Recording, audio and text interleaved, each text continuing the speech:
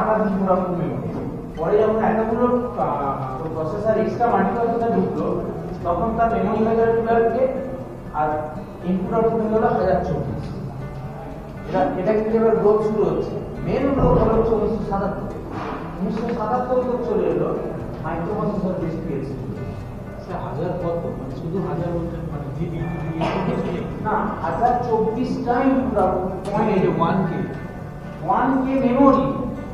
Memory হাজার মানে আমরা যে ফোনে ঢুকে মেমোরি নেই না, হাজার জিবি না এরকম কিছু নেই, এমবি টেমবি কিছু না। হ্যাঁ এটা হচ্ছে 1K যে কেবি, এটা অ্যাকচুয়ালি তো হচ্ছে 1K 1000 এমবি। এমবি সেটা এখানে 1000 এমবি। জিবির কনসেপ্ট কোথায় আসবে করতে গেলে বা যে কোনো ইলেকট্রিক্যাল সিস্টেমকে কমার্শিয়ালাইজ করতে গেলে কন্ট্রোলার বল ইন্ডাস্ট্রিতে কাজ করতে গিয়ে এসিশন হাইলি ফলোড কমার্শিয়াল কন্ট্রোলার যেগুলো প্ল্যান্টে ইমপ্লিমেন্ট হচ্ছে বিগত কয়েক ডিকেডস। আর আইআইটি এলেও বহু জায়গায় পিএলসি কিন্তু অপশন করতে পারে, কারণ পিএলসি আর ডিফারেন্ট লেভেল অফ আইডেন্টি। তো সেই ইলেকট্রিক্যালের যে কোনো ম্যানুফ্যাকচারিং প্রসেসে কাজে লাগে এরকম কিন্তু কোনো কন্ট্রোলার বা ডিভাইসকে আমরা ইমপ্লিমেন্ট করি, তাকে আগে স্ট্যান্ডার্ডাইজ করা যায়। কোথা থেকে? নেমা, ওয়ান অফ দ্য পার্ট।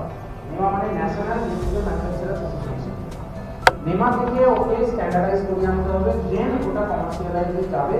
এবং নেমা তখন যদি থাকে বা নেমার যদি স্ট্যান্ডার্ডাইজেশন থাকে তবে ইন্ডাস্ট্রিরা সেইটা নিজেদের মধ্যে ইমপ্লিমেন্ট করতে চায়। এবং ইন্ডাস্ট্রি যখন কোনো অডিট বা verification control individual production processes or entire plant, that is modular base.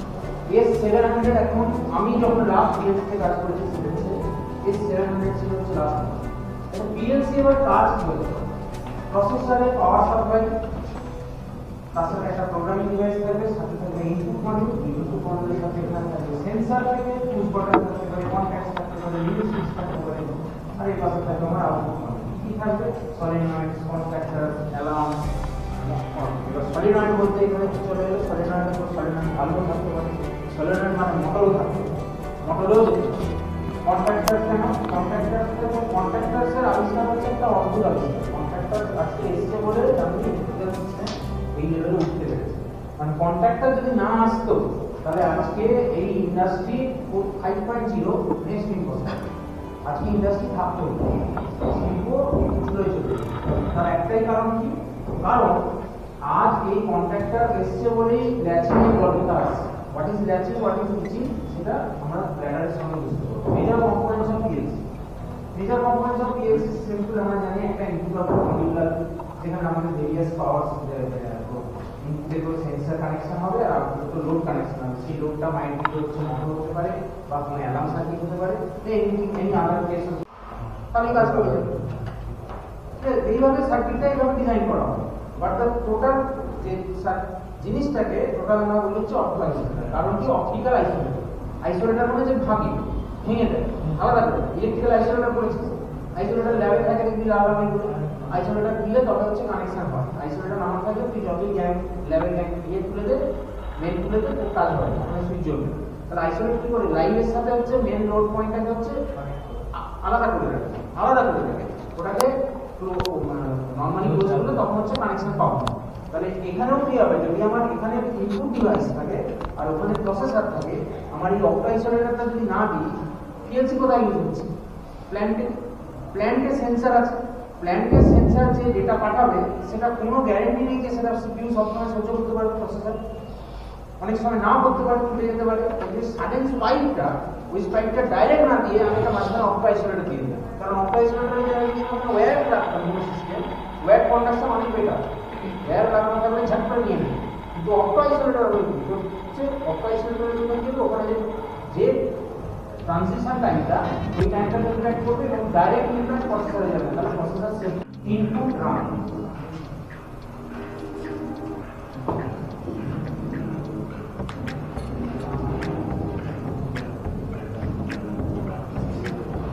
Optical isolator দেখা, this is optical isolator.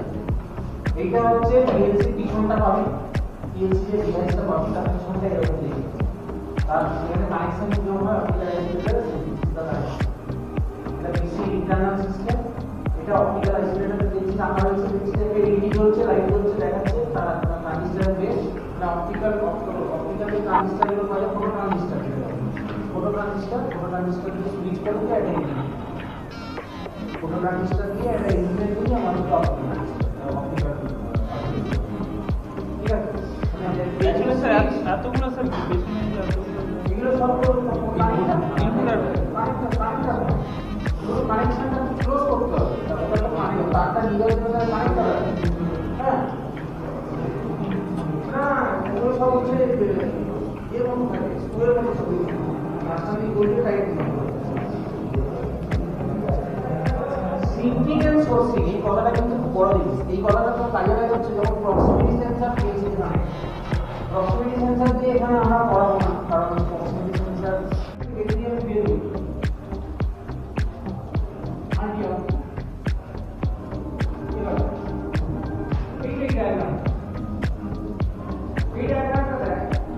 auxiliary output I mean 100% switch করে auxiliary switch করি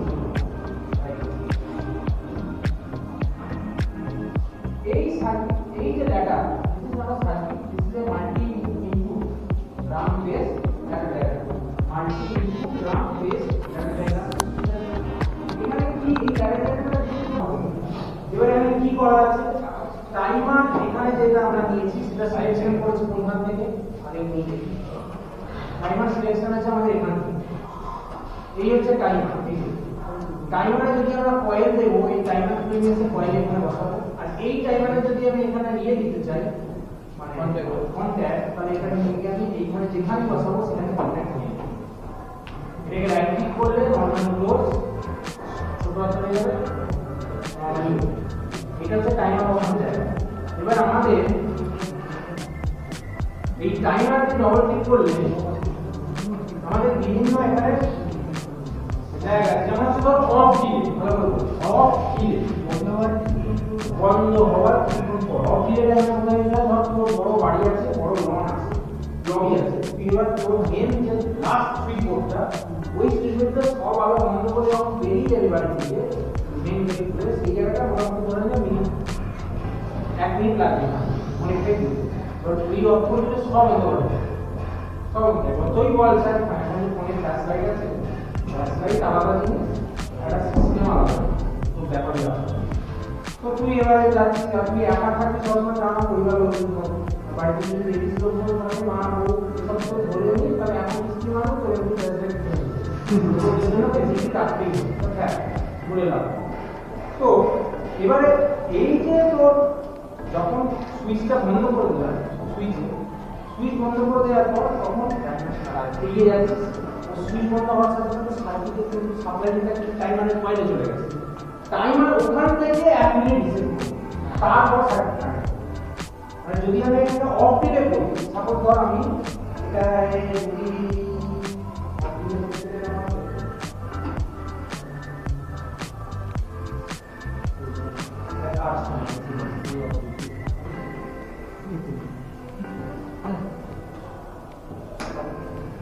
আমি এখানে একটা কাজ করছি এই টোটাল সিস্টেমটা সুইচ দেব 5 সেকেন্ড ধরে হচ্ছে প্রথম মোটরটা চলবে 5 সেকেন্ড পরে দ্বিতীয় মোটরটা চলবে দ্বিতীয় মোটরটা চলা 5 সেকেন্ড পরে সিস্টেমটা বন্ধ হয়ে যাবে টোটাল সিস্টেমটা বন্ধ হয়ে যাবে ঠিক আছে এবার সেইটা আমরা করব হচ্ছে এই টাইমারটা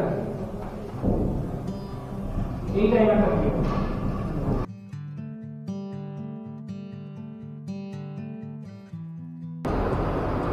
অপারেট যখন করব তখন আমাকে এখানে দিতে হবে একটা PID ব্লক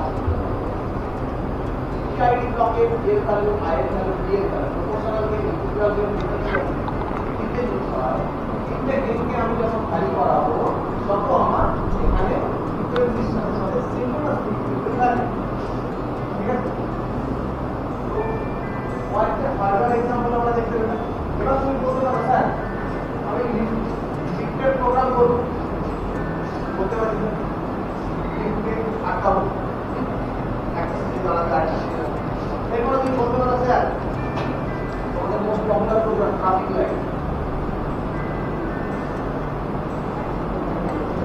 ট্রাফিক তাহলে এই যে জিনিসগুলো দেখলাম আমরা আজ অব্দি যে ধরনের হার্ডওয়্যার সেটআপ হচ্ছে, হার্ডওয়্যার সেটআপে আমরা কি করছি, আমরা হার্ডওয়্যার সেটআপ করে সমস্ত গুলোকে আমরা ইমপ্লিমেন্ট করছি কন্ট্রোল লজিকটাকে পিএলসি হার্ডওয়্যারকে চালানোর জন্য কন্ট্রোল লজিক আমরা পিএলসি থেকে নিয়ে হার্ডওয়্যার ডিভাইস বা হার্ডওয়্যার ড্রাইভ যেগুলো রয়েছে আমাদের, বিশেষ করে মেশিন ড্রাইভ যেগুলো, সেই ড্রাইভগুলোকে আমরা চালাতে পারি। এই 2 ইয়ার হয়েছে আমাদের দেখি আমরা কিন্তু ইন্ডাস্ট্রিয়াল ড্রাইভে আমাদের পিএলসি সব জায়গায় ছিল। এখান থেকে এই সিস্টেমটার নাম আসছে, এই এন্টায়ার সিস্টেমের নাম আসছে অটোমেশন। অটোমেশন কেন আসছে? Due to the PLC. PLC এর ভেতর কি অটোমেশনের কাজ করছে? আজকে তোমরা যে ল্যাডার প্রোগ্রাম ওই পিএলসিটাকে ক্রিয়েট করে রেখেছো, ল্যাডার প্রোগ্রাম করবে, তার ল্যাডার প্রোগ্রাম দিয়ে এটা ইওর অটোমেশন বা অটোমেটিক সিস্টেম। সেটা মানেই হচ্ছে অটোমেশন। অটোমেশন কি করছে? এই ladder program, reporting diagram, SQL logic এই রকম আছে। আমরা জায়গাটা তুমি শিখি, কারণ আগামী দিনে আমরা যখন ইন্ডাস্ট্রিতে চাকরি করতে যাবো আমরা দেখবো যে কোনো ম্যানুফ্যাকচারিং, তারপর ধরো তেল তৈরি হচ্ছে কোথাও, বা তোমার আরো কিছু সব ম্যানুফ্যাকচার হচ্ছে, যে কোনো ম্যানুফ্যাকচারিং ইন্ডাস্ট্রি, সেখানে একটা প্রসেস রান করছে নাকি না? ম্যানুফ্যাকচার মানে একটা প্রসেস রান করছে। প্রসেস যখন রান করছে তো স্বাভাবিকভাবে সেখানে একটা অটোমেশন প্রসেস আজকের দিনে এখনকার লাস্ট 3 বছর ধরে মোটামুটি অটোমেশন ওয়ার্ডটা আমরা অ্যাকচুয়ালি আমরা জানি, কারণ সিলেবাস আছে, কারণ সিলেবাস আছে, সেটা আলাদা। টোটাল জায়গাটার নাম হচ্ছে AMI, টোটাল তাইটা একটা ছোট একটা ম্যানুয়ালি করেছে, তোমরা যে কোনো একটা সিস্টেমটা দিয়ে পাঠিয়ে তাহলে তারাও ওই রকমের জিনিস যখন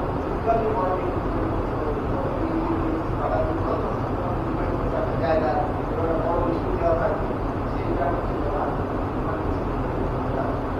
তারা হচ্ছে পিএলসি মার্কেটে কি পাওয়া যায়, একটা ভালো রয়েছে, তার নাম হচ্ছে অ্যালেন ব্রেডলি। সম্পর্কে অ্যালেন ব্রেডলি বুঝতে পারেন চলে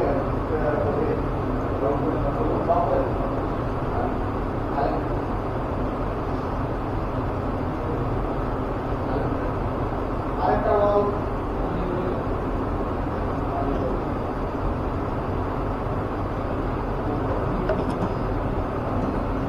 তারপরে সবথেকে বেস্ট যেটা মার্কেটে এখন চলছে সেটা হচ্ছে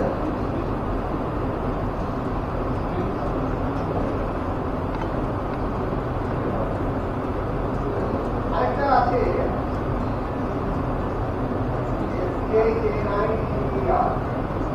আমি ছোট হতে আগে প্রোগ্রাম করেছি এবং ছোট হতে আগে যে প্রোগ্রাম করেছি সেটা পড়ে গেছে আমার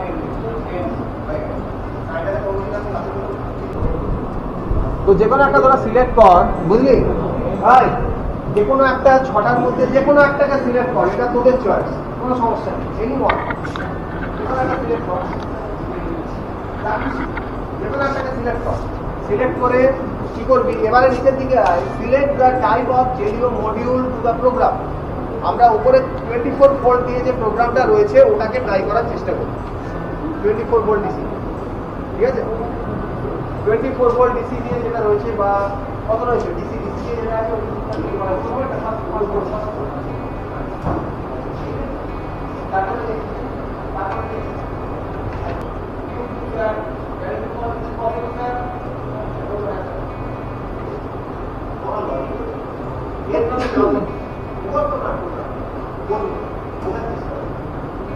এখানে তো C++ এর প্রোগ্রাম করতে হচ্ছে না, আইফোন করতে হচ্ছে না,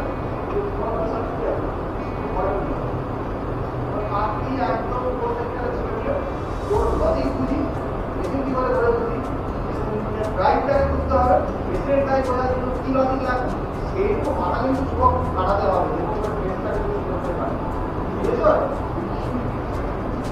কতটা প্রেশার দিতে দাও, এই কতটা একটা টাইমার করবে, টাইমারটা কোথায় আছে? এখানে T1 এটা নিয়ে চলে যায়, এখানে এসে গেছে এখানে সবাই আছে, কেউ ভালো প্রোগ্রাম করছে, কেউ মিডিয়াম করছে, কেউ কিছুই জানে না। কিউটা এখানে বসে, কিউটু বসিয়ে দিবি। এই টাইমারের কন্ট্যাক্ট মার এখানে, কন্ট্যাক্ট মার দিবি।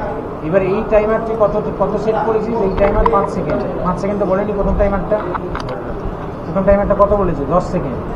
ভালো করে দেয়, 1 0 এটা 10 সেকেন্ড বলেছি, ল্যাচিং উড়িয়ে দে। ওকে, তাহলে এই 10 সেকেন্ড পরে একে অন করবো, ঠিক আছে। এ অন হওয়ার সাথে সাথে এখানে আরেকটা টাইমার অন হতে হবে, কারণ এরপরে আরেকটা মাল আছে, তাহলে আরেকটা কয়েল থাকবে। টাইমারটা এখান থেকে নেব, এরপরে যে টাইমার কয়েলটা আছে এটা এখানে কানেক্ট করবো। এরপরে দেখ কত বলেছে 5 সেকেন্ড, এটা ক্লিক কর, আছে এখানে পরিষ্কার যাব 0.5 বসিয়ে দেবো 5 সেকেন্ড। এ অন হওয়ার পরে কাউন্ট করবে 5 সেকেন্ড। এর যে কন্ট্যাক্টটা সেই কন্ট্যাক্টটা কোথায় চাপিয়ে দেবো, এখানে এখানে চাপিয়ে দিলাম। Q2 পরে কি জ্বলবে, Q3 চালিয়ে দিলাম, হয়ে গেল। Q3 পরে কে জ্বলবে, আবার একটা টাইমার থাকবে, সেই টাইমারটা কোথায় বসবে, সেই টাইমারটা এখানে বসবে, সেটা হচ্ছে T3। টাইমার কিন্তু আমার 3টেই লাগবে, তার বেশি লাগবে না। এটাও দেখ 5 সেকেন্ড বলেছে, তাহলে এটা যদি 5 সেকেন্ড বলে তাহলে আমরা এখানে কী বসাবো, 5 সেকেন্ড হয়ে গেল। তাহলে এবার এর যে কন্ট্যাক্টটা সেটা শুধু দিয়ে দিলেই আমার লাস্টে T4 না T3 যাবে। T3 বসিয়ে দিলাম, T3 পরে আমার এখানে চলে এলো Q4, বসিয়ে দাও, কমপ্লিট। এবার আমরা চেক করবো এটা হচ্ছে নাকি। এখানে ইনপুট এরকম না, এখানে ইনপুট হবে নর্মালি ওপে, বাকি সব কন্ট্যাক্ট থাকবে। সোজা সিমুলেশনে যাবো, রান করবো, রান হয়ে গেল, লাগিয়ে দিলাম। প্রথম Q1 অন, তার 10 সেকেন্ড কাউন্ট হবে, তারপর Q2 অন হলো, 10 সেকেন্ড কাউন্ট হওয়ার পরে Q2 অন হলো। এটা কার সাথে কয় সেকেন্ড ক্যালকুলেট করছে, কম্পিউটারের ক্লকের সাথে, তোর ঘড়ির সাথে ম্যাচ করবে, কম্পিউটারের ক্লকের সাথে 5 সেকেন্ড ওখানে ক্যালকুলেট হলে চলে যাবে, ক্লিয়ার। এই যে ক্যালকুলেশনটা করে অন দ্য বেসিস অফ কম্পিউটারের রিয়েল ওয়ার্ল্ড টাইমের সাথে, তুই তোর ঘড়িতে যদি 5 সেকেন্ড হিসেব করিস এর সাথে ম্যাচ নাও করতে পারে, ঠিক আছে। এই জিনিসগুলো হচ্ছে ক্লিয়ার রাখতে হয়। যা তোর রিয়েল ওয়ার্ল্ড সিস্টেম নয়, তুই যে সিমুলেশন সফটওয়্যার যে মেশিনে তার প্রসেসর যে টাইম ক্লক দেখবে তার সাথে এটা একটা স্পিড বাকিগুলো কন্ট্যাক্ট নিয়ে এক এক করে যাবে। এবার যদি এবার স্যার যদি একটা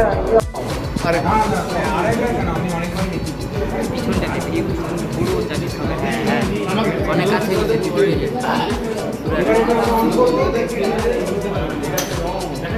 অন হলো। প্রথম C1টা কয়েল গেল, C2তে যাওয়ার 5 সেকেন্ড টাইম লাগবে, টাইমার আছে মাঝখানে, মোটর অন হয়ে গেল।